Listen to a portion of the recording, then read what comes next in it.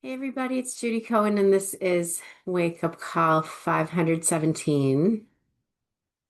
And we're walking the Noble Eightfold Path together. We've looked at wise effort and wise mindfulness and wise concentration, and we're exploring what I like to think of as the middle part of the path, Sila, the ethical steps.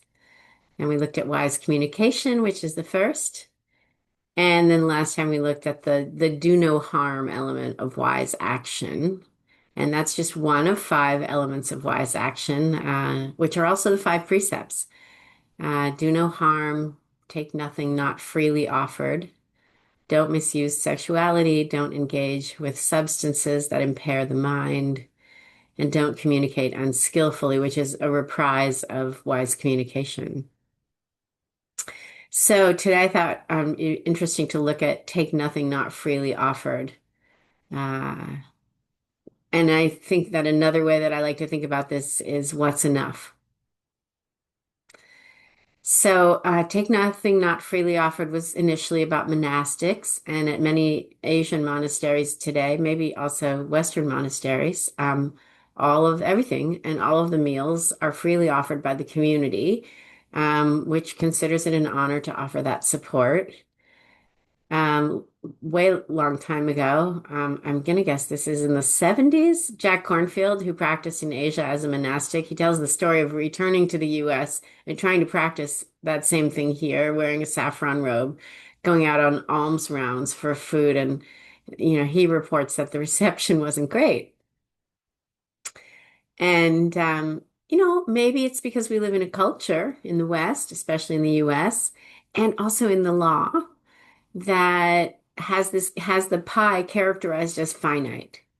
Looks at the world and says there's only so much, so I need to get the biggest slice possible for myself, or there might not be enough for me and mine. So, I have this question in my mind of, what if we had a different mindset? What if we looked at the world and said there is enough? So all five elements of wise action are aspirational, including taking nothing not taking nothing not freely offered, or not taking anything that's not freely offered. There's a lot of double negatives either way you do it. Um, and I think about us, I think especially about prosecutors, but also defense attorneys in plea bargain situations. And I mean, the first thing that I wonder is liberty ever truly freely offered? To be bartered away? Is life? I mean, we have the death penalty.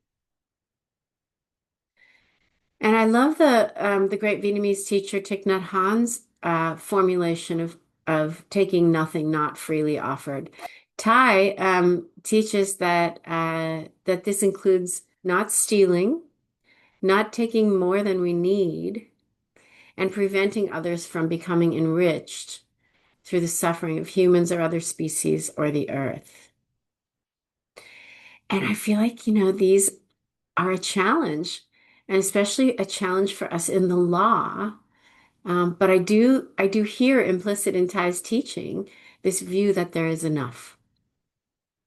But still, how can we be passionate advocates, or, forget about passionate? I mean, how can we just be plain old good lawyers and follow those three suggestions? So mostly I have questions, which I'll pose. I have almost no answers, but um, first, don't steal, right? That sounds so easy. I looked up the definition in California for theft, for stealing, and it's taking someone's property without their permission with the intent to deprive them of it permanently. And so, at first blush, it's like, who does that? No one does that here. But what happens in a mediation, and the case won't settle? Do we pressure our client to give up more than they freely want to give up because we know how terrible it is to go to trial, or because it's enough already, it's gone on long enough, and we just have done this enough that we know that it's not going to settle if we don't put some pressure on the situation? Or when we're negotiating, do we threaten the other side with what, further litigation or a higher demand if their client won't give our client what they're demanding, you know? And are those forms of taking someone's property without their permission? I mean, maybe not, but we may have coerced their permission. So maybe we are taking what's not freely offered, but what's our choice? And then what about not taking more than we need? I have this in my notes. Can I see a show of hands? I'm not really going to ask, but who has never taken more than they need? I mean, I'm sitting on my hands. What American isn't or shouldn't be sitting on their hands? Who has the privilege you know, to be hearing this and uh, to have a job and a home, you know? I mean, whether it's a large popcorn instead of a small at the movies, or a little or a lot bigger draw when it's available at the firm. I feel like we live and we work in the law in systems that encourage us to take not only what we need, but as much as we can get. And sure, we have these rare examples of the new San Francisco mayor taking $1 a year salary, but he's the scion of the Levi Strauss family. He's worth a bunch of $1 million, bunch of $100 million, sorry.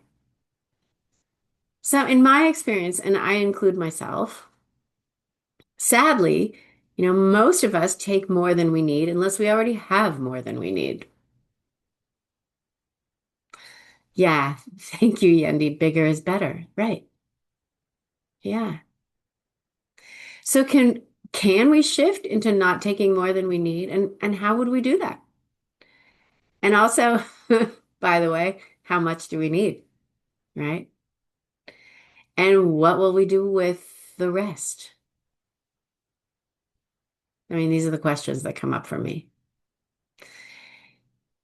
And then the third aspiration that Thich Nhat Hanh invites is prevent others from enrichment through the suffering of humans and other species and the earth. Oof. I mean, that's a big one. How do we tell our clients not to do that? Or do we turn down clients who are enriching themselves from the suffering of others, suffering of the earth? Turn down anybody in the timber industry, anybody who owns factories because they may be exploiting workers, anybody who owns garment manufacturers that spew dyes into the water or works with AI since it uses so much energy and water and precious metal, or in the auto industry. And that's the tiniest possible list of who we'll have to turn down, right? Or is it enough to advise clients with this aspiration in mind? And if we do that and we're not explicit, will they notice? Will they care? Or will they just find another lawyer if they do? You know? And then also, what about our own investments? Are we invested all in, conscious companies, or is our organization's 401(k) invested in companies that are enriched through the suffering of others, the suffering of the earth? And if so, if any of these questions are yeses, what do we do? You know? Or what about the ways we may be enriching ourselves at the suffering or to the detriment of others directly? And we just know this. What do we do? And realistically, how do we change this?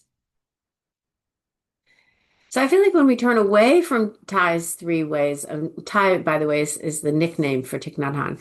When we turn away from Thay's three ways of not taking what's not freely offered, we're working with a sense of not enoughness, a sense of there being a finite pie. And I look at what's going on in the US.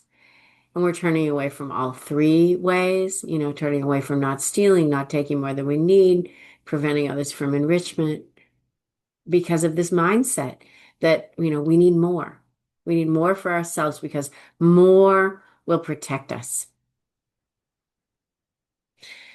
So when I feel that way personally, which is more often than I wish I did, um, I have this meditation that I like called enough meditation.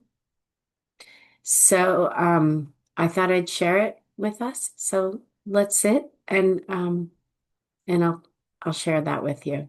And if this was resonant, then that's wonderful. And if it's not, then you can just sit quietly or tune out.